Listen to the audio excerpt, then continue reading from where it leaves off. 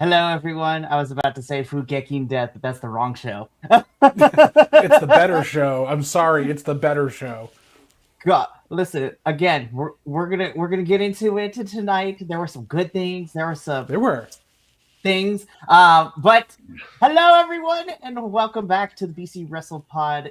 Network, the conglomeration, syndicate, thingamabob. I don't know what we already are. We are an entity of weirdos from across the country who like to review wrestling. So here we are.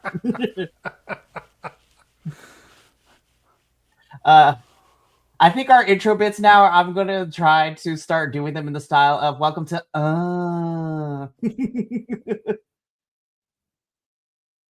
So, shout out to Trixie and Katya. We love you. No, but we are here once again on this Monday evening, and I am joined by the Strong Style Syndicate, our New Japan Pro Wrestling reviewer, pod, crew, squad, whatever you want to call us. We are here to review all the stuff that is happening in New Japan, or at least the big stuff, because they have a lot of shows, and that's a lot to be watching and reviewing. So we're going to be covering a lot of the big stuff. And we are here tonight to be breaking down Wrestle Kingdom 20. We are 2 weeks out, I would say, even less than a week about. It's been some time. Like, we had some time to process our feelings and, of everything that went down. And we are here to give our wisest and most accurate opinions. Not really. It's professional wrestling. Nobody agrees on anything. Dog, I got no idea what the hell I watched. I mean, fair. I just watched it. Who are you, the professor? Yes. I'm way prettier and I got hair. Oh, I agree with you. I fully agree with you. I'm just saying, you're like taking pages out of his playbook here. Yeah, he's a bad influence on me. Shout out to the professor. But of course, my name is Mikey El Jefe of BC WrestlePod, and joining me in 2026, this is the crew that is going to be covering New Japan this year. Possibly maybe adding Adolfo back into the mix when he's ready to come back. But to introduce the crew to you, first and foremost, we got you, Mr. Bear Nakano himself, or Bear Nakano himself, Benny, who is in the house. I love the name, my friend. I really do. Well, thank you. Greetings and salutations. Let's rock and roll, shall we? Let's do it. And I'm so excited. Also joining us, and, a little bit of somewhat strong arming everybody to at least do one international promotion in 2026. We have, look, not the Fed. Minnie is in the house. I don't know how I ended up here. I think I took a wrong left turn. It's a long plane flight for a wrong left turn. For real. Shit. I'm here, though. I'm here to watch something that isn't WWE, guys. You proud of me yet? Yes. You proud of me, Dad? You proud of me? Hey, nobody else is going to watch the Fed, so I did. I was doing it for you guys. Listen, we all suffered together, and we are still going to, because we're not fully giving up the Fed. We're still going to cover the pay-per-views, but Raw and SmackDown are not on the docket this year. And I'm not going to lie, I'm kind of happy about that. With SmackDown going back to 3 hours, I'm like, oh, Lord, here we go. You're going to drop my workload by a lot. For reals. And then, of course, last but certainly not least, rounding out our panel tonight and into 2026. Tonight, he is affectionately known as Asaya Kami Tiny, JBL. It's Kama Tahini. Yeah, I got to keep on the food puns as we go along. So I swear, if this cookbook don't come out by the end of the year, we're gonna fight. Hey, I got to take my cover shoot for it in my unitard from last year that I didn't get. So do we just put you in the unitard in an apron and a chef's hat? What apron? I don't need an apron. Just a chef's hat. I'll be Scott Steiner from the JR cookbook that he did. Oh Lord, help us all. I know what we're planning on doing this year. We're about to make this cookbook a thing. It'll be international now as I'm watching New Japan again. So an international cookbook. We'd love to see it. But that is going to be our panel for tonight. So before we get into everything that is Wrestle Kingdom, quick announcements for everybody who is watching at home or abroad, wherever you watch us, because we love you and it's great. But if you are new to BC WrestlePod or you've been rocking with us for the last 3.5 years, which is crazy to say at this point, we thank you and we're sorry. But of course, you can check out all our content on the YouTube, the Twitch, the Kick. That's where you can find all of our lives and the shenanigans that go on live, as well as the edited reviews on YouTube, where I try my best to make it as coherent as possible. Do I succeed? We're still on debate for that one. Also, though, if you're looking for something a little bit more self-contained, you can pick your favorite social media site. We're probably on there, and you can follow us there at BC WrestlePod, where we have report cards, previews for the weekly television shows, except for Monday Night Raw today, because it was at 11 a.m. and I was still at work. So I was like, nope, we're good. Stupid European shows. Oh my goodness. But we also do predictions where some leagues were very close and some leagues were getting absolutely decimated.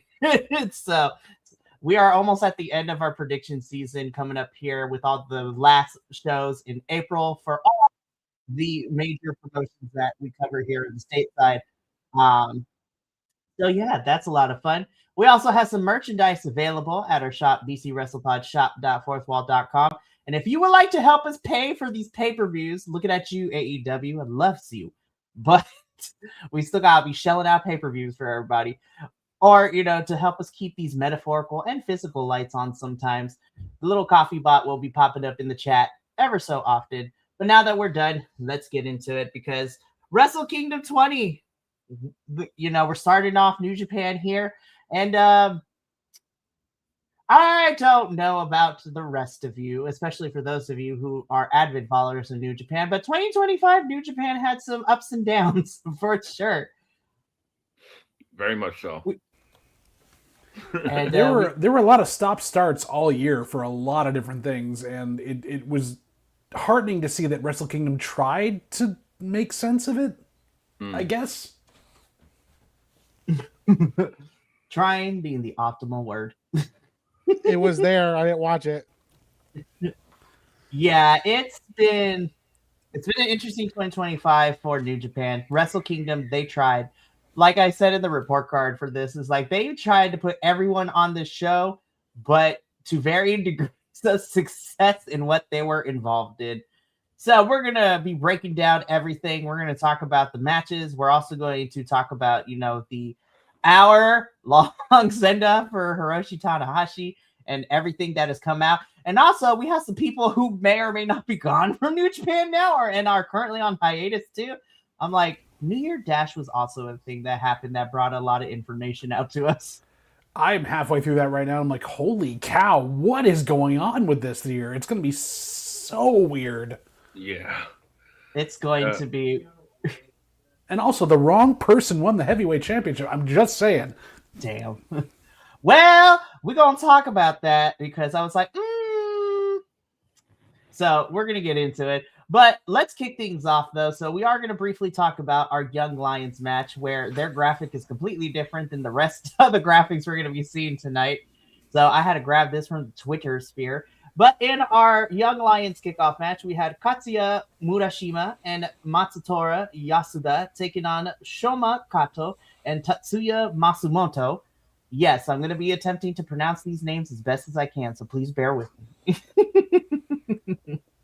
Well, you can tell that all of them are about to go on excursions soon because their hair is growing back out. For reals! And that's always the sign that they're about to be heading to the States in some capacity. Or sometimes in Europe, too, like the case of... I'm just setting this table for Minnie here because to tell you what this is. All four of these guys have been in the dojo in learning how to do the NJPW style.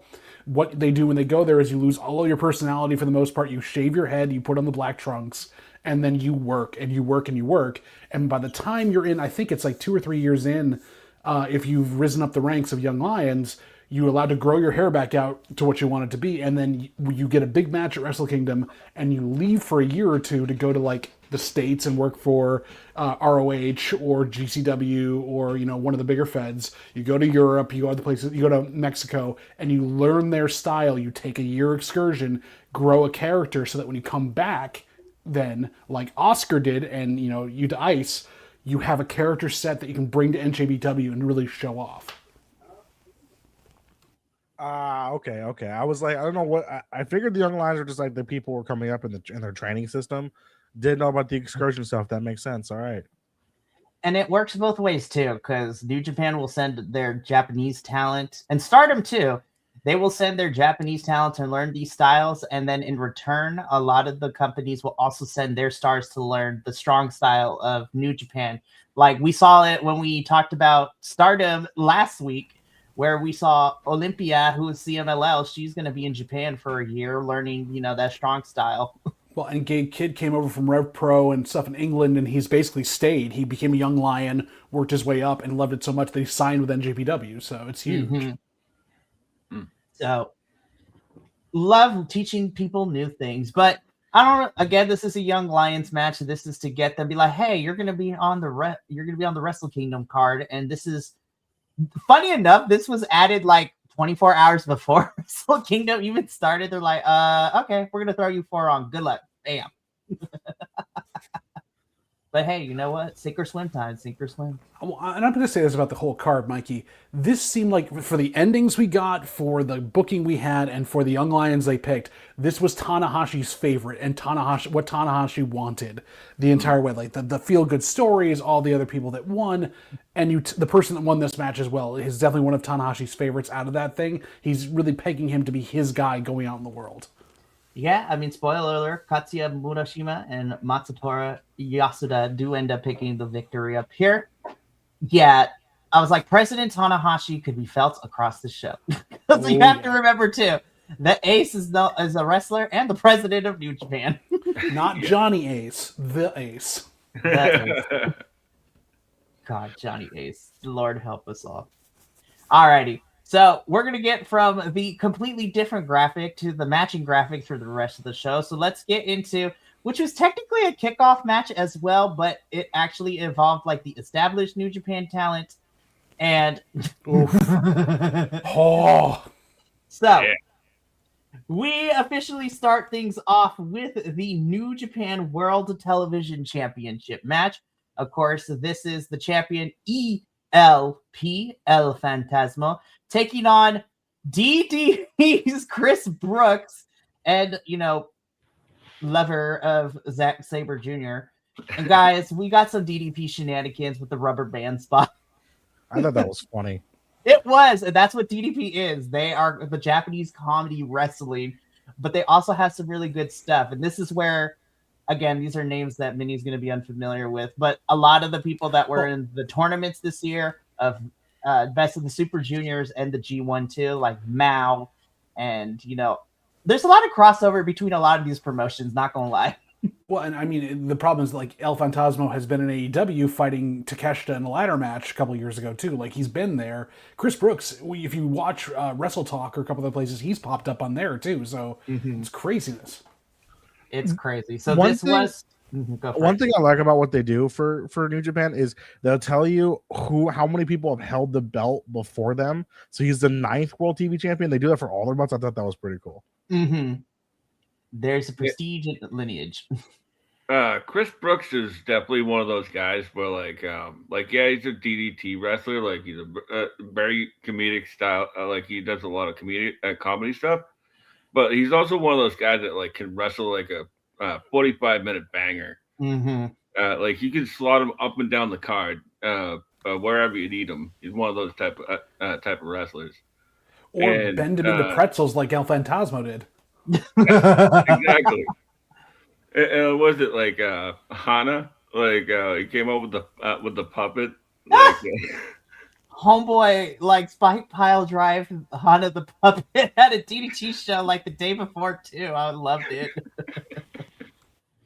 But oh man, and I agree with you, Benny. Chris Brooks is one of those wrestlers who can do both the comedy but also wrestle a 45-minute match. Like, again, in DDP, the most popular clip with him is with him and Maki Ito crying when they get pushed to the floor. That is one of my favorites. But then you also have him go have banger matches, like when GCW came to Japan during the summer last year. Him and Drew Parker threw down. It was amazing to watch. So, and ELP is one of those guys that is literally He's one of the few members standing still of like the previous generation of Bullet Club that is still here. And ELP is just like, yeah, I ain't got nowhere else to be, so I'm comfy where I am. Also, shout out to ELP. His whole last year has been a whole journey, spending half the year gone with cancer and then coming back, be like, I'm ready to fight. There were a lot of those stories tonight with a lot of wrestlers coming back from either big injuries, long time out, where they finally make their debut back. And, this is a great way to open the night as well, Mikey, because these two really took a toll on each other in a lot of different ways and set up some fun stuff when they came out later on. So I was really happy to see this as the opener that we had. Oh, 100%. This was fantastic, and I had a great time with this. So, ELP retains the NJPW Television Championship. And I'm like, okay, we're off to a great start. So the funny thing is, this was technically like the quote unquote kickoff show. Then we got the big old entrance, highlighting all the big matches that are happening and everything that's going down. And I'm just sitting here and I was just like, New Japan always announces the full card lineup like way in advance. So everything that is on their website will happen. So I already knew the order of this. Little did I know, though, that this match, this was the giant most what the clusterfuck did I watch ever. I don't know what the fuck was going on, dude. So we all, neither did New Japan, and I loves y'all, but hot damn, you guys, this was a rough one to watch. So every year at Wrestle Kingdom, they have a Rambo match, which is like what they call their multi-person matches. Usually it's just like 8 people. They're contending for a championship. They had 2 of these tonight. There was a 10-person match later. So the faction on faction warfare wasn't as crazy as this one, but the Rambo is usually like 8 people. They're contending for a championship title opportunity or bragging rights half the time. This was a Rambo match for the Open Neverweight Trios Championships. So you had, at a time, 3 people on a team entering ever so often. And this was just, Lord help us. So I got to get through everybody real quickly because there were some crazy pairings here. I was just like, I don't know how this worked, but we going to. And this is the sign. It's just like Tanahashi wants everyone on the card. I don't think some of these pairings work, but it is what it is. He wanted to get as many people on because he knew half these people are going to be leaving soon. I mean, true. Yeah. So going into this match, you have the never open weight, champions in Toru Yano, Master Wato, and one of my personal favorites, Yo. So they're the champions going into this match. Spoiler alert, they did not leave as the champions. So that's a thing. And let's just, I'm not even going to go in order, but this is all the other teams that we had, right? So we had the team of Shota Umino, Yuya Uemura, and representing Pro Wrestling Noah, Kase Takechi. I was just like, Lord help us. I was like, this is crazy. Well, then you have Umino and Uemura were the tag champs like last year at this time too. That's crazy. This is getting out of hand. So there's that team versus, Bishamon, which is Hiroki Goto and Yoshihashi, as they are, taking Bolton Oleg underneath their wing. Bolton is a crazy mofo. I love him so much. He's so good. Versus, our boys of TMDK, Zack Sabre Jr., Roy Oiwa, and Hartley Jackson. Because that's the lineup I think of with TMDK is those 3. I was like, where was Robbie Eagles? I was like, Robbie Eagles was in part. Okay, never mind. Versus, and then this, God, shout out to these guys, but I already knew they weren't going to. We're in our 50s. Exactly. Togi Makabe, Tiger Mask, and one of my personal favorites from Best of the Super Juniors, Ryusuke Taguchi. Tiger Mask in his final match in the Tokyo Dome. This is crazy. In the Rambo. Then you had Clark Connors teaming up with Yoto Ice and Oscar, the Knockout Bros. So that they are the best tag team ever, and Tekla was there. Tekla, we love her and her boo thing, Clark Connors. There was so much shit going on with this whole thing, but the entire time I really like Yuta Ice. No, he's fantastic. The Knockout Bros are actually a legit tag team, and I'm so happy that they're back. Mikey, am I right that Oscar and Yuta Ice were the Young Lions either last year or the year before that did the opening match, and then they went on excursion back to Germany and did a bunch of stuff there. So Oscar came back because I remember him with really short hair in the black trunks at the New Year's Dash, saying he was going to be going on excursion, and like he's back now. I freaking love him. Yeah, and we're not done because we still got 2 more trios to talk about. So after them, we have the team of Tomohiro Ishii, Taichi, and Satoshi Kojima. Him, I was just like, we were robbed of the machine gun chops. I was like, no, give me more. Also, nobody had any bread on hand anyways. And then finally, rounding out it, you have Ren Narita, Yoshinobu Kanemaru, and the one and only Sonata. House of Torture. House of Torture is What in was here. that fucking thing he was wearing when he came out, Sonata? Yes. Sonata has been on a weird one. He's been on a weird one for the last year with what his ring gear choices. So I was just like, what the fuck? He had a Did you see GoPro him on his head. Right, that was also like blinking lights. And did you see him at New Year's Dash? He looked like a YMCA version of Elias. Yeah, I love though. Sonata has taken essentially drag and like the way that Seth Rollins has been doing, right? But better. but better because he has a sense of style and timing.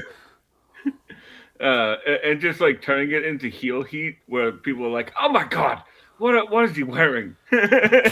He's literally the definition of camp. Exactly. So that rounds out all 8 teams in this match. God, this is a clusterfuck, y'all. Lord. I give it to the announcers for keeping up with it with all the people doing weird stuff. I didn't even know how the match. Apparently, you can pin them and then you can throw them over the top rope. Yep, I didn't that's catch how. on to that shit until we got to the end. I was like, how the fuck are these people getting eliminated? What's going on? They said it at the top, Minnie, but I believe you may have missed it. I think I did because this shit was quiet. It was hard to hear things happen. I was surprised to see Clark Connors struggling to use a motorcycle tire multiple times as a weapon. Wheels That was on. funny as shit. It's also really funny trying to watch him try to hit Yuta Ice over, and it looks like they were fucking up. Yep. I couldn't. Yeah. I was like, that was funny because he tried like 3 times. He just wouldn't go over. This was a cluster. This is not the Joey Janela GCW clusterfuck forever, but this was a clusterfuck of everybody who was not in actual like singles or faction matches, and we're just like, just throw everybody we got on this card right here. And the winners, like, are they feeling bad that Zach lost the title? Like, I don't get this. Here's the I thing. saw Zack Sabre Jr. for about 4 seconds, and 3 of them he was pinning the dude. Again, there was so much happening. I will say this: 2025, as we talked about, New Japan was in a weird spot.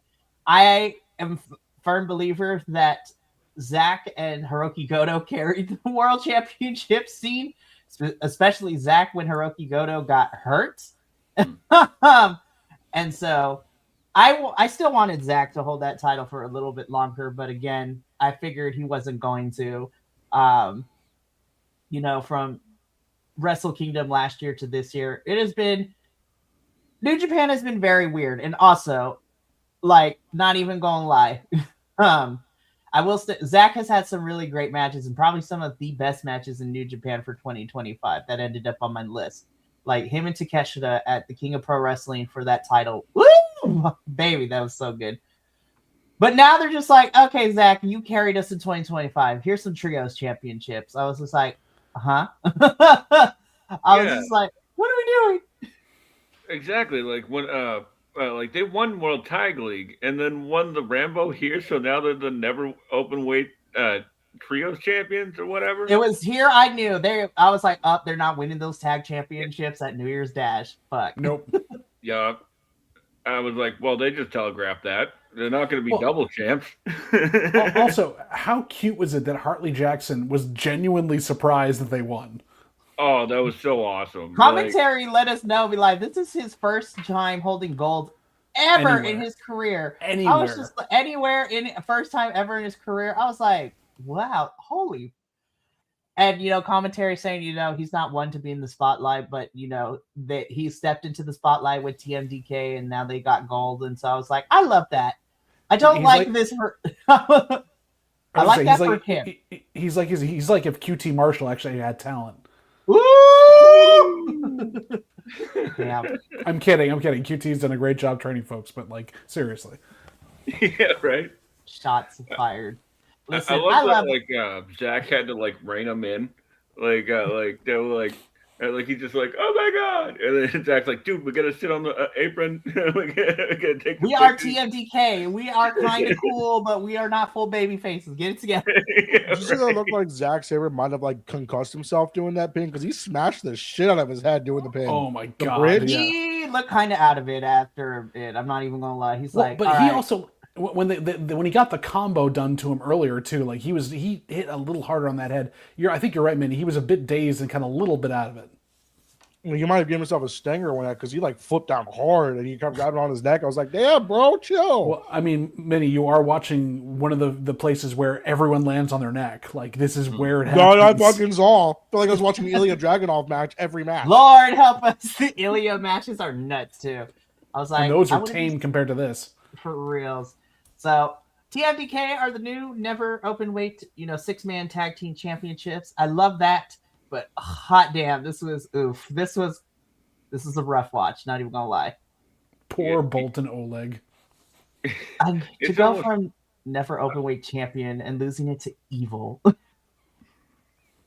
was it like? Tai Chi? It's almost time for him, man. Like I think that Evil's got a good G1 took it out. It took everything.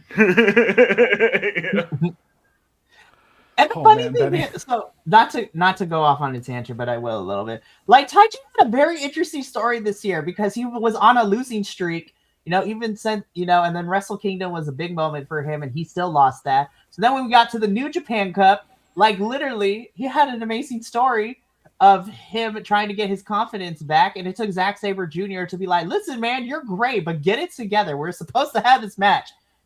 Taichi with full on tears in that match and everything. I was just like, man, Taichi, you deserve better.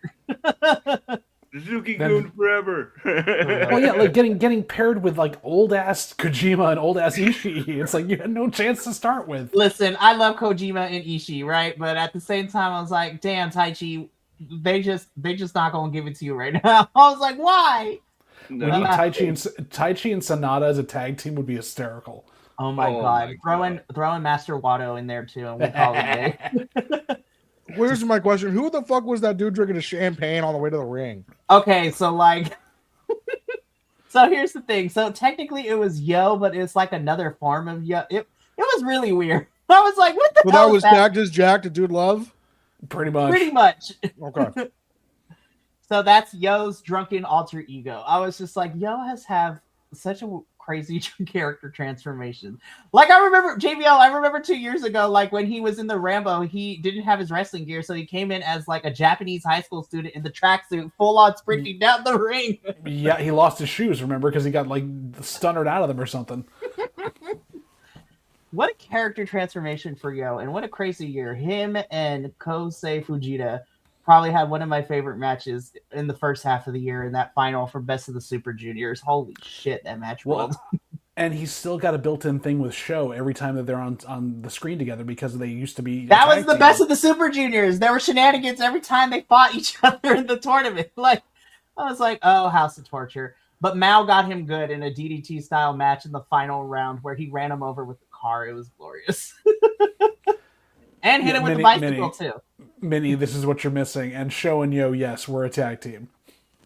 Yeah, I was trying to get over the fact that I heard Yo Show as a tag team. They say he got ran over by a car, and I just had flashbacks of Big Show on a casket being dragged through an area by a car. Well, let's go back farther. Roddy Piper getting run over by Goldust in a giant Lincoln Continental. Yes.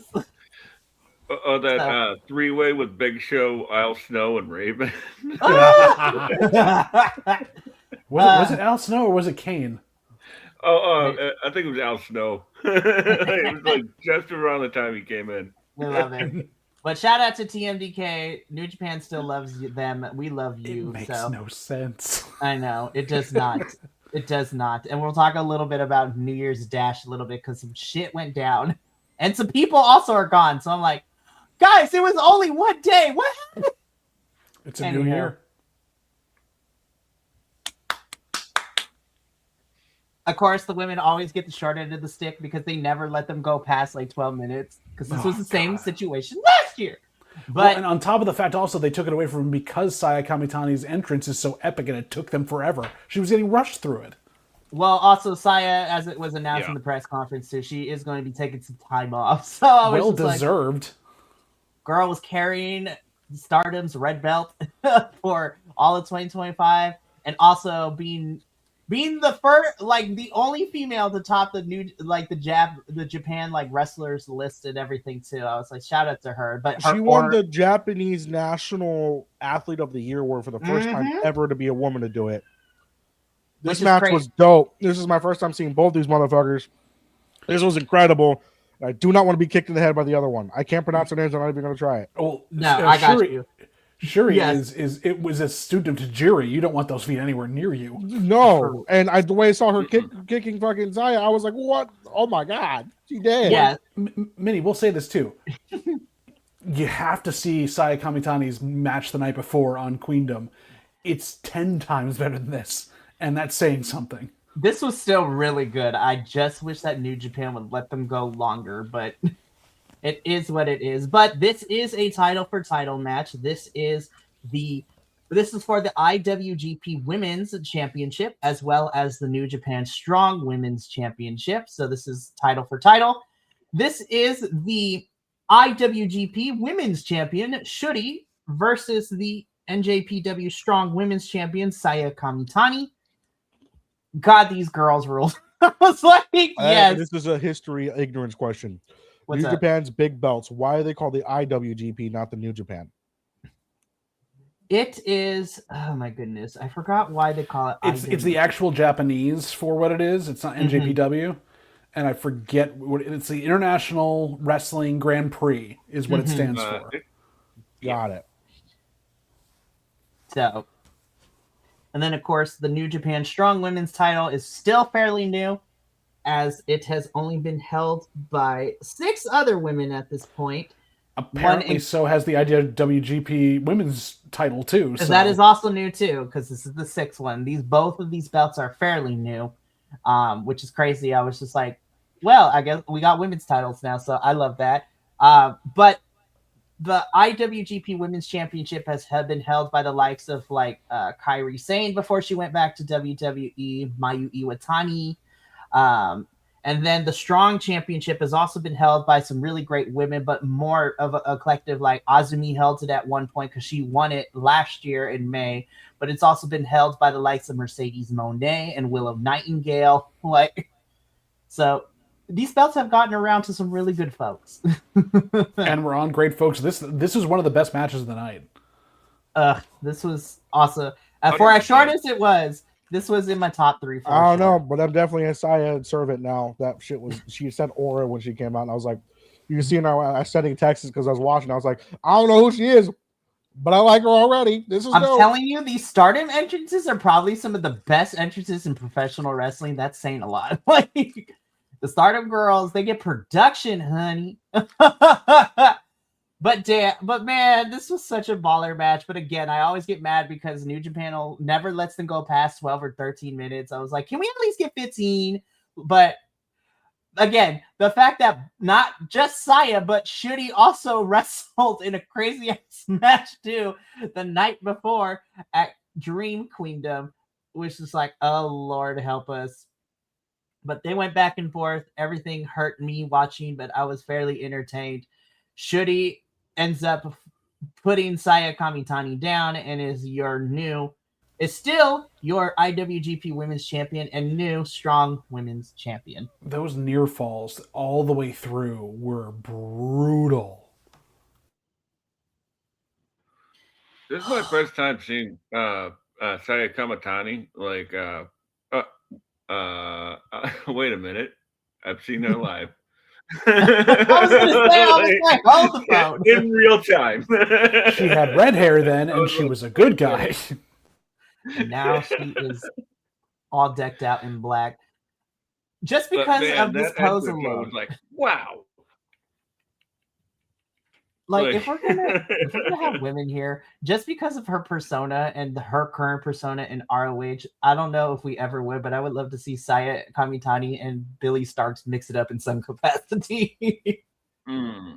Definitely. Maybe in a tournament for some sort of television title. I mean, again, God, that tournament took way too long, but we finally have a champion thanks to the final battle. But 4 months is too long, Tony Khan. That was too long. Anyways, but both of these women killed it. Shout out to Shuri and shout out to Saya Kamitani, who's going to be taking some time off, but she's still got a couple matches. I mean, Starlight Kid and Starlight Kid is in the mix wanting that title back. And Hate's going to have an interesting year because we also have like members fighting each other. Like Rena is about to come after, the white belt. So that's going to be fantastic. So we go from a really great, fantastic match to also, Lord help us. What in the hell was this? We were struggling, right? So this story has been a thing. Well, even commentary was going on about it. Why is the only word Gabe Kidd knows how to say fuck or fuck you? He's Australian. No, he's British. No, he's not. He's British. He said it like 30 times that match. No, Gabe Kidd. Okay, here's the thing. I don't want to assume anything, but I feel like, and JVL, I feel like we said this like 2 years ago when we reviewed Wrestle Kingdom 18 with Gabe Kidd. I feel like Gabe Kidd is somewhere on the spectrum, possibly. So there also might be some things with that. Look at his picture. But because he's holding two trains, he's. What the? Gosh darn it, you guys! Oh man, this is a bullet train. This is a locomotive. Sorry. God help us all. But no, Gabe Kidd is very British, and I also think he is somewhere on the spectrum as well. So that tends to also happen. But also, Gabe Kidd is just a fucking psychopath. It's like this kid. This entire match was a fucking psychopath match. What? Dude came out with the fucking sword. As opposed to David Finley's somewhat working Gatling gun. That thing looked like a modified Nerf gun. I'm not gonna lie. Looked like it was a painted Nerf gun. I'm glad they added sound effects though, because it would have been really awkward if they So let me set this match up, and then we can just get into the nonsense that this was. So this was a 10-man tag team match. Nonsense, anyways. For reals. This was a 10-man tag team match in which we had the combination of what's left and who wasn't in the Rambo match of Bullet Club War Dogs teaming up with, the unaffiliated group of, so this is Shingo Takagi and Hiromu Takahashi teaming up with Bullet Club War Dogs, David Finley, Gabe Kidd, and my personal favorite, Drilla Maloney. Love him. God, if y'all need to see Drilla as a singles competitor, him and Spike Trevay in Progress for Unboxing had one hell of a match. And they were taking on the team of, at the start of this match, of the Great Okan, who I still love the cultural references he does with his entrance gear. It's crazy. Callum Newman, who has gone to the dark side over the past year, which is crazy to say. And New Year's Dash is setting up some shit, y'all. A returning Aaron Hanare, who is now just going by Hanare with his big old Samoan tattoos. He's tattooed all over his face, in which Minnie was very frightened with. And then, of course, got to shout out the lawyers out there, because we also got Andrade El Idolo wrestling in here. So that's always fun. And then we were figuring out, okay, who's going to be on United Empire side? We're going to figure this out. And out comes, I'm like, hold the phone. Is that Bullet Club War Dogs Jake Lee? He jumped ship. I was like, oh, damn, here we go. He took a payday. That dude's tall as fuck. No, Jake Lee is hella tall. He also looks like he didn't want to be there. He needs to work on his facial expressions, and I think that's been my biggest issue with him for like the last 2 years too. I was like, I couldn't tell if he didn't want to be there, if he was bored. Well, that he had that when he was tagging with Gabe Kidd at the same time. He always looked like, why am I here? Like at first, I was like, oh, he just looks like he didn't want to be there because he's betraying the group he's a part of. But he did that the whole match, and I was like, You just big booted a dude in the face and you look bored as fuck. Well, and then he did it again later on in the evening. Like, funny enough, in the next match after too, like, No. which we're Also, gonna talk about that. What the hell was the growth on Andrade's mask that he was wearing? Was it supposed to be a crown? Because it looked like he had like a Chef Boyardee hat growing out of his mask. Not the Chef Boyardee. It was more like Chef Boyardee's nuts. Like, come on. No. Then did he's get like, big, though. what did we get stuck into here with these I two don't idiots? know. I just I said I forgot I was even going to do New Japan, and then next thing you know, I'm here. Andrade got a little bigger though, a little swole. Trying to get back into the match here. What the hell was Hinari in that fucking ponytail? That was an affront to nature.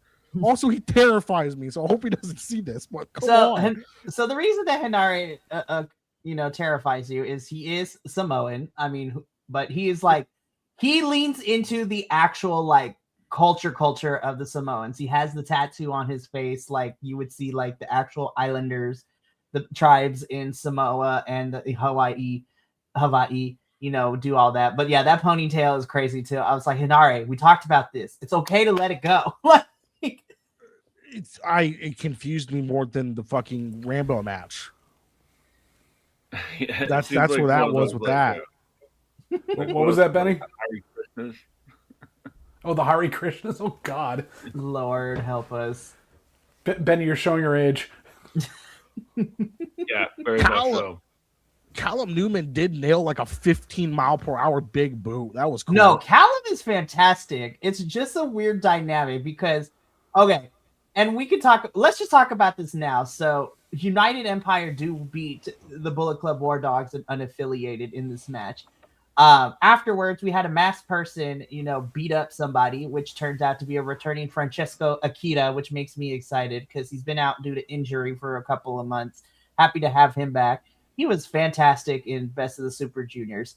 But the biggest thing that to come out of this, and let's just talk about it here for New Japan and New Year's Dash, because at the end of the show, we had a certain aerial assassin be there for Tanahashi's retirement ceremony. And he was also at New Year's Dash too. There is some bitter feelings that Callum Newman has against Will Ospreay, which, the story with being that as soon as Will was finished with that, somewhat fun, but not the best outing for a steel cage match for New Japan when it was United Empire versus Bullet Club War Dogs. Will left New Japan and he was ready to work full-time in AEW. And so he kind of just left United Empire in a broken heap without a leader and just floundering for the last year and a half or so. So Callum Newman is kind of pissed at Will Ospreay. But Ospreay is out due to injury and he got, surgery to get that done. And at New Year's Dash, he, got in the ring with United Empire saying that when he's cleared, he's going to be here in New Japan to make things right and to fix what's broken. And then Callum Newman with the chair was about to smack Ospreay, but it would be, it was Great O'Khan that stopped him, I believe. And so I was just like, Callum Newman has some bitter baby mama feelings. Like, who is Great O'Khan? He is the one with the ponytail. I know who he is, but like, what is he? That's the better way to ask that question. So Great O'Khan's character is based off of like a Japanese yokai. So like when he comes out with the gloves and the question mark of on his head, he is embodying a Japanese yokai, which is a Japanese spirit, a Japanese ghost, things like that. With the Michael Jackson glove. Yes. I kid you not, if I send you pictures of designs of different Japanese yokai, it is out of control. I know Japanese yokai, they're fucking insane, but his whole characters, I was looking at like, what are you? What's with the glove? You just grab people's heads and then do something. Welcome to the weird, wonderful world of Japanese pro wrestling. Thanks to JBL for the Reddit. You're welcome.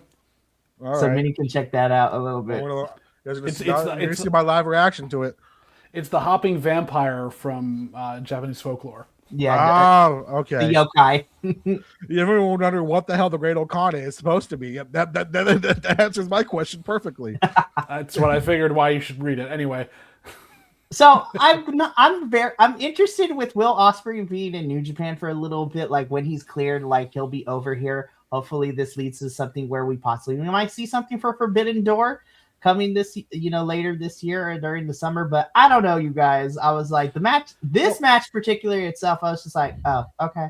Well, and I'm everything about this screams like a redux of the Kyle Fletcher feud that they just had in AEW. So like I'm like, how will they differentiate this? How will they make it different? Will Kyle Fletcher get involved at some point if it's at Forbidden Door? Because he is still technically part of United Empire, even though he's part of the Don Callis family. Him and Mark Davis technically are still members of United Empire, even though you're right, but they're part of the Don Callis family. Well, anywho, really quickly, shout out to new friendo Max here. We are reviewing Japanese wrestling, New Japan, my friend. So we are breaking down Wrestle Kingdom 20, which is like the big New Japan show at the beginning of the year, which kicks off the rest of the year because boy howdy, we got a lot of stuff happening. And Minnie is your door in here because Minnie had not watched Japanese wrestling ever before this, I think. Forbidden Door is about the closest I got. Yeah. So introduced a couple of the New Japan folks, but now this is strictly New Japan and adjacent as well, like with Andrade. and Stardom and all that good stuff. That's very true as well. So moving on though. I love everyone in this match, but I was like, we should have had a junior heavyweight championship match here instead of a number one contendership for said junior heavyweight championship. This shit got weird too. So many people came out. I don't know what the fuck was going on. Also, show was weird. House of Torture. House of Torture is crazy, man.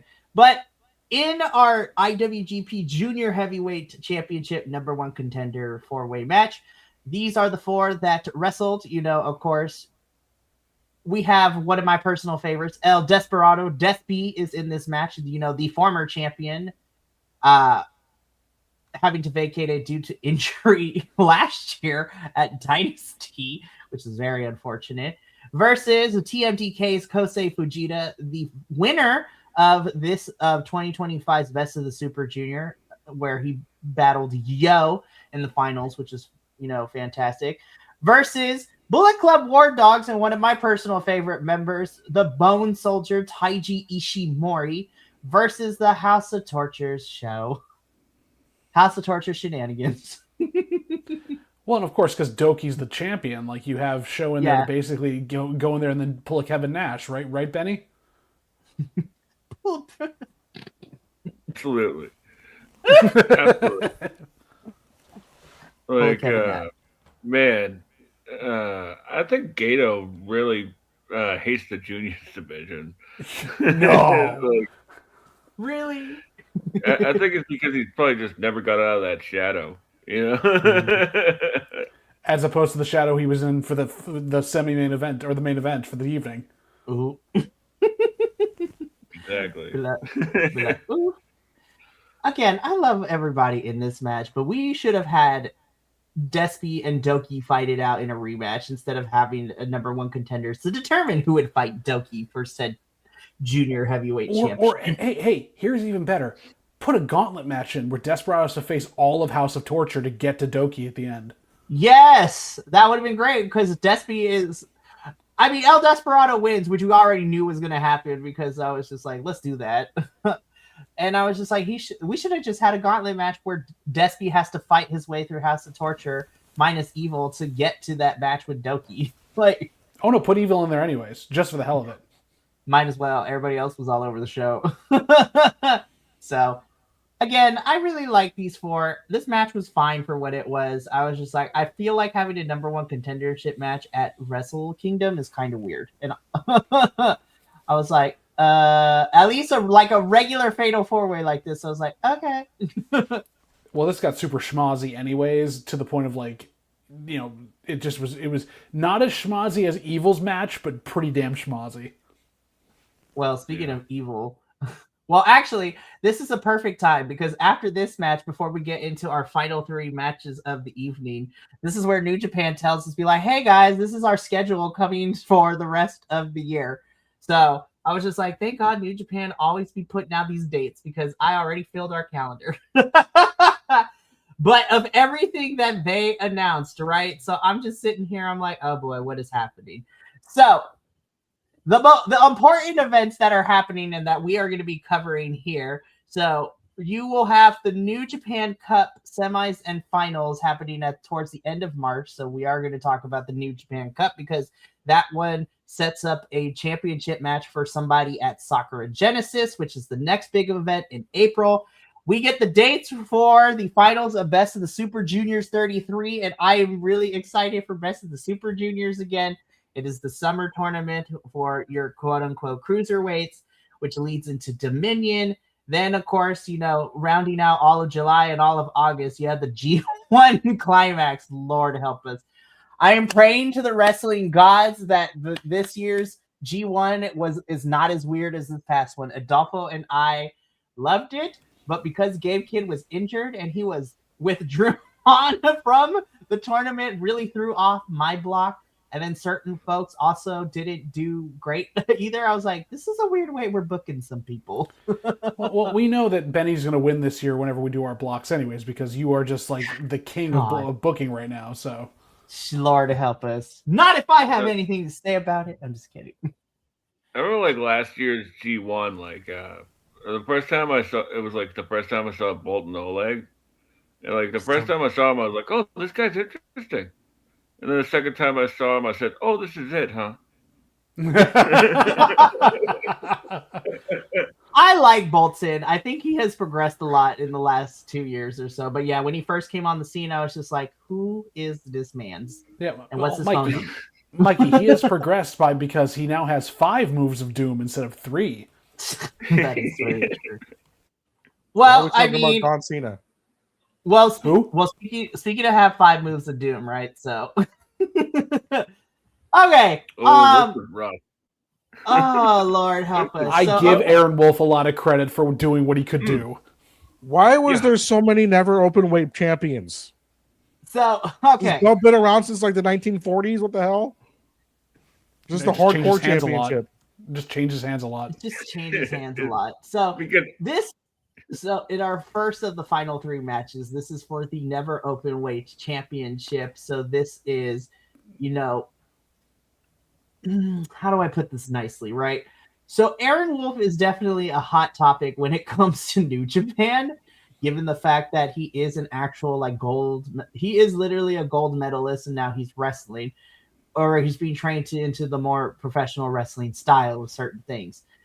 And there is a lot of the fandom in New Japan that kind of feels very not so good towards Aaron Wolf. You'd be like, here's the thing. So we all know a little bit about Japanese culture. Like outsiders are a really big thing, especially when it comes to people who are who are either visiting Japan or, coming from other places, moving into Japan. That's just the culture. Aaron Wolf is kind of that same way when it comes to the Japanese professional world too. He is a gold medalist of actual martial arts coming into wrestling. And a lot of Japanese wrestlers and Japanese wrestling federations in Japan were like, I don't know if this is going to be a good idea. And so Aaron already had a hill to climb to get here. Then the fact of the matter is he gets this match made and he has to fight Evil of all people. So it's like, oh Lord, here we go. So the story going into this was also a little bit weird because Evil the whole entire time did nothing but cut promos and also at the press conferences said that Evil was embodying that anti outsider, be like, oh, Aaron Wolf can't come in here. He comes in a gi. He hasn't put in the work and he gets this championship match. Well, what did Aaron Wolf decide to do? Whole man shaved his head and he put on the young lion black trunks and everything. I'm like, oh Lord, we're about to go there, aren't we? We tried, man. We tried. Aaron, I give you credit. You tried, but this match was rough. Is there something wrong with Evil? Why were you guys upset that you just could fight Evil? Evil is, how do I put this? Evil has kind of overstayed his welcome in New Japan a little bit. Um, he's not the best wrestler, and ever since he created House of Torture, New Japan loves House of Torture because they're the biggest merch seller, surprisingly. But he's just not good. He's the New Japan equivalent to Chris Jericho minus the NDAs.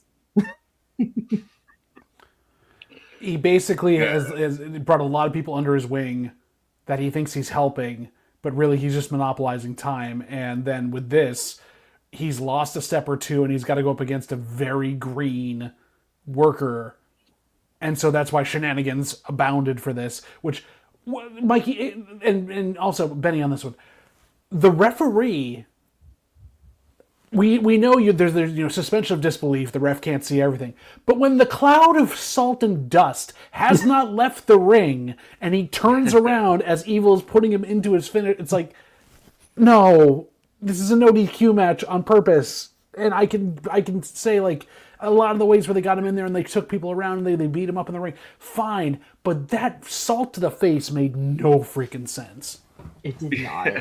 I also love that, like, when they pulled the ref out, like, he looked like, that cartoon of, like, somebody sticking out of a trash can. Like, the way he landed on the ramp, like, the ref was, like, legs up and, like full spread. I was like, what are we doing? Like, I give him credit. Aaron Wolf was fine. He's got great fire. Like, he definitely has potential. But quit. Can we stop? Can we stop giving every fucking wrestler who's done any sort of Olympic thing make him do the goddamn Olympic slam? Or anybody that's a judoka or worked in judo does the same hip toss every time too for 7 people like Marina does right now. Oh Lord! Oh my God! It was like 1,900 different judo moves. Seriously, or at least lean into that. Seriously, like when he did this flash off the top, I was like, "You don't need to do that." There was more movement in Hornswoggle's tadpole splash than there was in his. Clip it now. And I know it's a tough move to do, but like he still was so tentative moving those hands. He's like, I think I'm Eddie Guerrero. No, I'm not Eddie Guerrero. To be honest with you, I mean, what did I say in the text? I was like, dude, this Aaron Wolf looks like a jobber.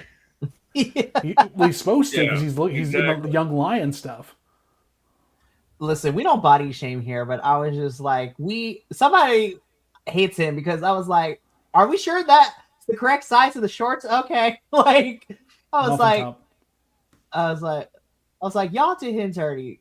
I was just like, we are body positivity here at BC Wrestle Pod. Somebody had it out for Aaron. I was just like, oh Lord. I mean, the reign of Evil as openweight champion is over for now because y'all know who are they going to bring up against him next that are going to help him through this? Because they put a title on him too damn quick. I don't know.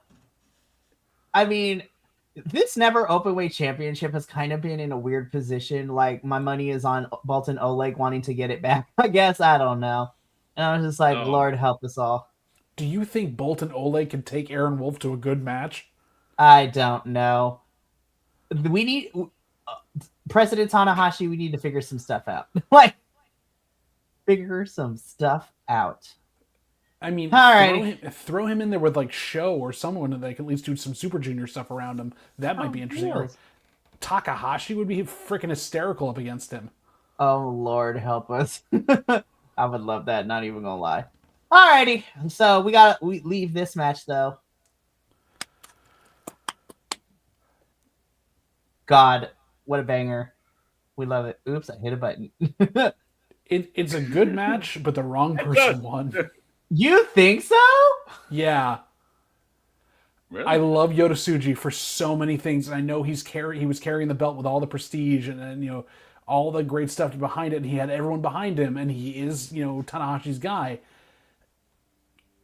He works well in the ring. His other stuff, his promos and everything else, are just like if it was anybody else on the New Japan roster, I could be behind it. Takeshita is in the league above him so far that seeing him beat Takeshita makes no sense. That is my personal opinion. I don't feel he's on Takeshita's level. Ooh. I sort of agree. I thought that Suji looked really blown up by the end, and Takeshita was outpacing him. But I think at least the main event scene is looking pretty good in 2026. But I agree with you. I also don't think he needs to be a double champion. Like, he was doing well with that global title. Like, it just... who's he going to fight now? We get the Volume 4 back, though, and I'm happy with that. Oh, no. Sorry, Version 4. Minnie's like, what the hell are you saying? Oh, sorry. So, after Suji won, he said he was going to restore this Divas-looking belt over here back into the old style of the IWGP heavyweight title. Which is what AEW based their design on because it was actually so beautiful, whereas this M. Bison-looking belt has looked weird the entire time. I was wondering what the fuck that thing was. It was a toy. You know what the funny thing is? Like, when they first unveiled it, like, even the crowd went, oh. And Will Ospreay couldn't save them from it. That thing, it looks like a really shitty Captain America shield. I mean, you're not wrong. Every person that's held it up has looked like, I'll get you next time, He-Man! No, that's until we meet again. That's the MLL copyright infringement right there. It's just like, because you have the brothers Angel de Oro and Niebla Roja, like, kind of half cosplaying as the Skeletor, but it's great. So I can see where both of you are coming from, JBL and Benny, with Yota Tsuji being the wrong call here. I can kind of agree with it, but I'm not very upset. I also don't think the media outlets misconstrued Tsuji's feelings about Takeshita holding this title too. I was just like, why are we waiting a week before the show to create this storyline? I was like, you know damn well that Tsuji don't really feel like that. Because there wasn't one, because Tsuji doesn't have a personality enough to carry a feud. And Takeshita, this is also what bothers me. Takeshita is being criminally underused in AEW right now. Give him a New Japan run. Let him hold the title until April. And then you get set there and go through a bunch of other stuff. What else is he doing right now? Because they won't pull the trigger on him beating Okada. At least not yet, anyways. I'm really hoping Revolution is where we see it. But, Tony Khan likes to play our face sometimes. I love you, Tony. I really do. I just find it very weird because Takeshita also didn't really have too many title defenses for this IWGP World Heavyweight Championship either, from when he won it off Zack at King of Pro Wrestling back in October. So that was the weirdest thing to me. And remember, having a weird belt doesn't give you double personality until we meet again. I'm trying to figure this out because, I'm not bothered that Shuri is double women's champion, but something about, I'm gonna be honest, I think Takeshita being double champ could have been fun, but something about Tsuji holding both belts is kind of weird, especially because Tsuji had a very interesting run towards the tail end of last year where he won this global championship with the story that involved, him and Gabe Kidd going to war and then having to fight off Evil and House of Torture, where he played their game and he came out with his twin brother to wrestle, which was kind of great. Yota Tsuji and his Carmen Sandiego looking ass. Yeah. I will say, wore it better. So did Tony Storm. He's like, I need him to. You know what? He can learn a thing or two from Mercedes and Tony in terms of character development. I would love it. I'm not mad that Suji has both belts. I like Yoda Suji. I just find it weird that now is where they're going to pull the trigger of him being IWGP World Heavyweight. I'm gonna be completely honest. I think they should have him be. I think he should have had the title going into Wrestle Kingdom last year, and then have Zack carry the title until King of Pro Wrestling, in which Takeshita won it off of him. I did learn like one thing. What's that? This whole pay-per-view. What's that? Even in Japan, the Blue Thunder Bomb doesn't end matches. No, it does not. Well, and I also love that Takeshita knew that. Did the Avalanche one, is like, nope, I'm not done. God, that Avalanche one was gnarly. It was, but we learned it looks cool. It doesn't end matches. No. We need somebody to actually have that as their finishing move and actually have somebody win with it. So here's how. Nobody does it ever again. No, I like the Blue Thunder Bomb. But you retire the Blue Thunder Bomb. Yeah, Suji is a great worker. He just doesn't have what it needs to carry these belts the way they need them to, and there's nobody around him that they can bring up right now that has a reason to fight him. There's good wrestlers they can bring up to fight him, but no one has anything to do with him because he can't carry a storyline. So if you work things through, do you just take the belt off him later? Do you put it up for something else? I mean, do you just have Evil take it back because no one else can freaking deal with it? No, you know who I would love to see with this title, but I don't think they would let him do it at like this year because for some reason they don't. No, not Tiger Mask. I kind of want to see what a Shingo Takagi IWGP World Heavyweight Championship run would look like. Interesting. What? Yeah, definitely. At least Shingo taking one of those titles off of Suji. I think Shingo, I feel like, deserves some sort of championship run. I'm not gonna lie, he kind of kept he kept my block of the G1 together after Gabe Kidd got injured and had to be removed. Because Shingo was fighting everyone and their mother, like he was fighting for something. I was like, you know what, Shingo? I think we can see something for you, but we'll see. There is somebody that like is still working his way up, and that's Royal Oiwa. Oiwa would be fun too. I really see them like they're doing a slow burn with him right now, with our slow build. Because he's got like Zach is like his like mentor type of thing, and man, I can't wait for that match. Like, give me Uemura versus Oiwa for the title, man.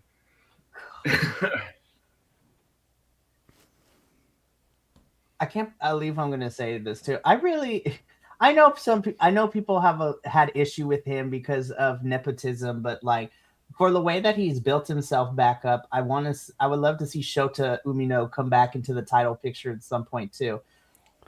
If not Shota too, like I would even be here for, even if it's just a one-off, like a Yuya Uemura, I think has earned it too. Like Yuya has worked his ass off. Going from a comedian excursion with him and Joe Hendry as a tag team in TNA to literally kind of being the embodiment of parts of Tanahashi as well, because Tanahashi is also very high on Uemura too. Well, and also, you look back at New Year's Dash last year, Uemura and Tsuji had a damn banger out there for nothing. They can actually do that together. That'd be a great person to put up against him. So Tsuji is double champ. He is global. Bring and back IWGP. my boy out of retirement, Jimmy Wang Yang. Not Jimmy Wang. Not the Bring Jimmy back the moonsault, dude. It tells you how much I know what the fuck I'm talking about. Lord help us. Alrighty, so we've been talking about Wrestle Kingdom. We finally get into the main event, the final match. Hiroshi Tanahashi's retirement match. Hiroshi Tanahashi versus the Rainmaker, Kazuchika Okada. And we did get the Rainmaker back. At first, we got the AEW Rainmaker, and then we got the New Japan Rainmaker, and I cried like a bitch this whole match. And you could tell Okada was taking care of him all the way through there. And Tanahashi was like, don't make this too long. Like, I really can't last the whole time we're doing it. He got out, like, the tributes to folks were great. the fact that this was supposed to be Nakamura and it was Okada, and Okada did what he could with him, like it's crazy they got the match they did out of each other. I'll say that. I was surprised he this couldn't survived need when it. Go. You go first. No, you go. Yeah, but my bad. So all I was gonna say is that, like, uh, I agree. Like, they didn't have to be 20 minutes. Tana can't go more than 5. So uh, they did exactly what they needed to. I really like the PK into the Boomaye into the Was it high a fly flow. was it a Bumaye? Because he could not get his knee up to really do it. It was it was more of a step up shining wizard, but It wasn't so much a Bumaye as a Boo Maye. Wow. yeah, Wow. the dynamite went boom on that one. It went. Somebody check Tana. Crazy stuff. It's also Crazy hard for him stuff. it's hard for him to do that with knees made out of Play-Doh at this point. So Oh man. Yeah. Tanahashi, man, love you, but damn, those knees be not great. Another thing I've noticed the entire pay-per-view, what's it with Japanese wrestlers and having fucked up shoulders? There are so many people wearing shoulder tape. God, it's what happens when you land on your neck and shoulders for everything instead of your back. for real. So sitting there, I'm like, 1, 2. There was like 9 people wearing shoulder tape tonight. Also, I'm surprised Tanahashi was able to survive the senton from the top rope. Oh my god. He got just flips on Okada, gets to the top rope, and does it again. I was like, can he get up? And he did. I was like, okay, old man, good job. Well, he walked his ass down that ramp on those badass knees. I mean, he's gonna do something with it. Lord help us.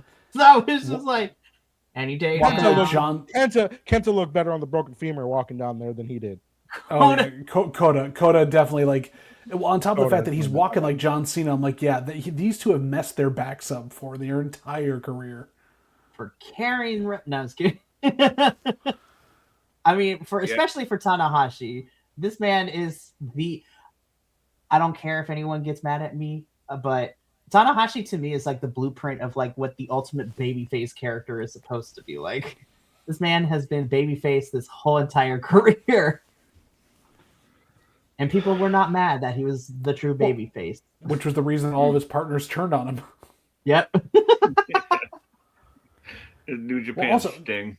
Oh my god, yeah. Well, on top of the fact also, I don't know if anybody else while we were watching this was worried because Tanahashi would hit the ropes for Okada to hit him with a drop kick, and you could see, I was like, come on, don't be late. Like, he can't run that fast. So Okada perfectly timed those drop kicks every time. I don't know how he did it because every time that he did it, Tanahashi was like a foot slower each time. Mikey, what's the difference between an AEW and a New Japan Rainmaker?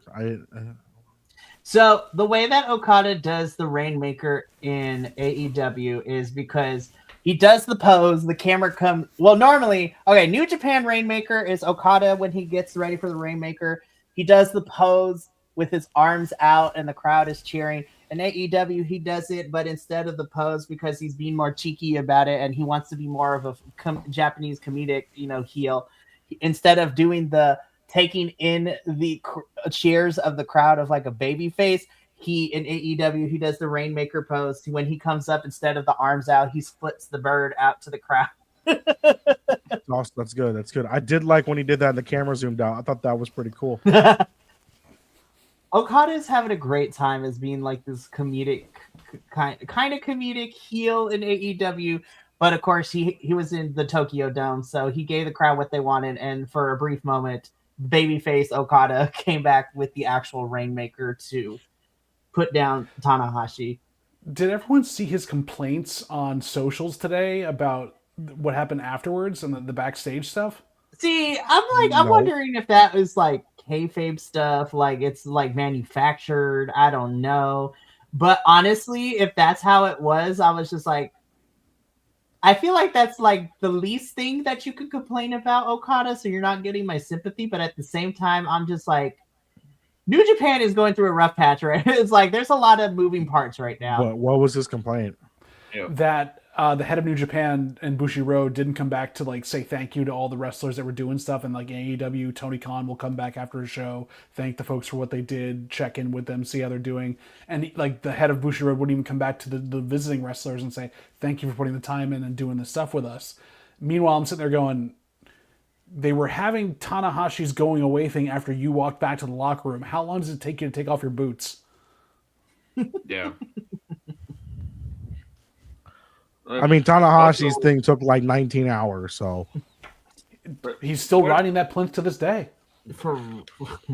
So yeah, let's briefly touch upon that, because like when I saw that this was like an hour and a half, I was like, I know good and well this match is not going that long. And so the match itself was done, and then for the last hour is when we get the retirement ceremony. And so before I get on my soapbox a little bit, right? So we had everybody from Tanahashi's career come out, which includes, you know, this kind of, yeah, sort of. These are your big names. So, of course, you had Nakamura. No Nakamura, which still makes me bitter. Not even anything from AJ either, because I was just like, Lord help us, because WWE is being a little bitch about it. But, you know. Well, if it's not their sandbox, it's not their problem. Whatever. But so the people that we did get, of course, we had the Switchblade Jay White. And I was just like, where are you, AEW? Like, did it weren't like, sorry, my camera got really blurry. I don't know what the fuck's going on with it. Isn't like 3 of those dudes like weren't allowed to come back to New Japan, and they came back for this? New Japan has been really weird. I think underneath, you know, Tanahashi's presidency as New Japan, like he's kind of like dispelled a couple of the stuff that from the previous regime. But yeah, some of these folks were, well, maybe one of them in particular. So of course, Switchblade, Osprey, Kenny Omega with a limping Kota Ibushi. I was like, what? Why did he walk the whole ramp on a broken femur when they had like Muda was at the desk? They could have put him at the desk. Why, Kota? Why? We had Muda. The one that got me though, and this is to answer your question, Minnie, like Shibata has kind of been banned from New Japan at least the last couple of years, because previous management and presidency of New Japan and Shibata went at it. Also because Shibata was very upset of how they handled him, like after he collapsed in a whole ring with bleeding in his brain. And is that who came out with Naito? No, we're gonna get to Naito in a little bit. No. Shibata came out in the t-shirt and then slapped him on the chest a bunch of times. That's who that was. I didn't know who that was. Yeah, Shibata. He was one of his first tag team partners. They came up together. Him, Nakamura, and Tanahashi were the 3 musketeers that were like ushering in the new age after Antonio Inoki into coming through. Okay. Yeah, so watching Shibata cry made me cry a little bit. And then after everything was said and done, we had like an hour-long entrance from Bushi and specifically Tetsuya Naito. And I'm just like, Naito, I love you, but I was like, we gotta wrap this up. And then in the most Naito way possible, cuts a promo. In the grand scheme of things, this may be the last time that Naito gets an entrance like that. Mm-hmm. So I don't blame him for milking it. You know, like I'm gonna take my time. I'm gonna be the most Naito that I can be. Never change, Naito. Never change. Because he switched from his babyface music to his heel music, and the crowd hated it. You're like, boo this man. Oh, that's what Lord. It was when it looped? Yep. Oh my God, that's amazing. He did both of his entrances. It was just like, Naito, I love you, but Devo, you are. Now, do we want to explain to Minnie why the commentary was going, you know, don't hit fist bump him, don't fist bump Naito, you know what happens when he does this. Does he punch people when you fist bump him? JV, I'm gonna let you be that person to deliver. No. I want Benny to explain this, because Benny knows better than anybody. Well, essentially, yeah. He'll drop you. Because he's tranquilo. So like I've seen Naito a lot. Like I've seen his image is kind of iconic with his whole pose of the eye thing. I don't think I've ever seen that dude wrestle though.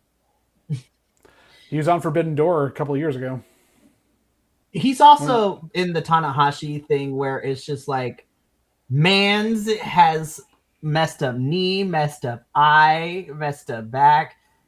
Prior to him leaving New Japan, he went and got some surgeries, and then him and Bushi were gone. I was like, "It squeezed me." I was like, "What?" And then of course they had the Pro Wrestling Noah Tag Team Championships too. I was just like, "Oh, damn." I was like, "Okay." They like showed up in Noah like sometime like the week before, and won the tag team titles, and Naito Crazy. didn't take a bump. Wild. He's on his Hogan run right now. It's crazy. Lord help us. But one thing I did like is afterwards, Tanahashi up at the ramp goes into the fog, never to be seen again, and that is how the ace of New Japan retires. I cried. I'm waiting for the meme edits where they show him walking into the fog and it switches to Edge coming out of the fog. Oh no. So yeah, that has been our Wrestle Kingdom 20 post-show breakdown. A very weird Wrestle Kingdom this year, at least in my opinion. It's the make Tanahashi happy one is basically what it is. This was the make Tanahashi one, and again, this was get everyone on the card as best as we can. I still enjoyed the show, but I will reiterate what I put in my report card now that Tanahashi is retired, and with Sonata taking a hiatus, a leave of absence, and who knows, Evil supposedly also not long for New Japan. I need Tanahashi and New Japan to start investing in their younger talent that we have on this roster now.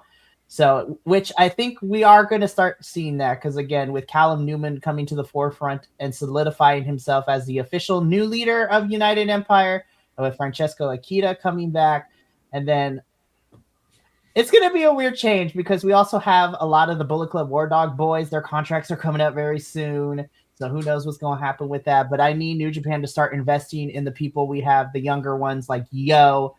And I'm not even going to lie. I think a lot of the TMDK boys, I think, are ready for some stuff like Robbie Eagles. We had Kosei Fujita. We need to start propping up these younger guys. And with Tsuji holding the IWGP World Heavyweight Championship for who knows how long, we need to start getting like Yuya, Shota, all these boys, who are on the younger side to be primed up into those positions. But that's just me. But still had a blast. So the next time that this crew will be back to review New Japan will not be until March, because we will be reviewing the New Japan Cup, which guarantees someone a championship match heading into Sakura Genesis, which is the next big four for New Japan, which is in April too. But yeah, gentlemen, this was really fun. I am glad that you were all here to talk about, the matches we liked and the questions that we have. But we do have a full week packed here as well for the rest of the week here at BC Wrestle Pod. Tomorrow night, 3 out of the 4 of us will be back once at it again, and hopefully we will be joined by a bald professor for the AEW post-show. If I show up, he's not going to be there, so we know that. You're probably right. We're going to hope. So we're going to be breaking down everything AEW related tomorrow. Then Wednesday evening, 5:30 p.m. Pacific and 8 p.m. Pacific. It's the doubleheader review of NXT and CMLL. And then we're going to finish off the week this Friday with the TNA. Not only is it the premiere TNA episode on the AMC network, now that they got a newer TV deal, but we'll also be doing predictions for TNA Genesis, which is happening this Saturday. Out of the 4 of us, 3 of the TNA hosts will be doing a watch along, not streamed, but we will be watching it together. And Papa also will be in the building in Dallas, Texas for the pay-per-view with. So we're gonna play Where is Papa also in his hat. So I'm excited to play that game during the live. So I'm excited. Also, we're hoping that a lot of the boys get to travel different places too. Like after Will's turn with Genesis, it will be my turn in March for AEW Revolution because I will be in the building because it is in Los Angeles. So I'm excited about that. But yeah. Thank you so much for tuning in to the Strong Style Syndicate. And from all of us here at BC WrestlePod, remember, take care of yourself, love one another, stay biconic, and more importantly than anything, you always deserve to finish your story. We'll catch you later. But until then, sayonara, adios, and until next time. Well, actually, since Minnie's here, Minnie, remind the folks at home why we do what we do here at BC WrestlePod. Because we wanted to. Yes. We got to bring it in somehow because we don't have the WWE show anymore. But catch y'all later. Peace.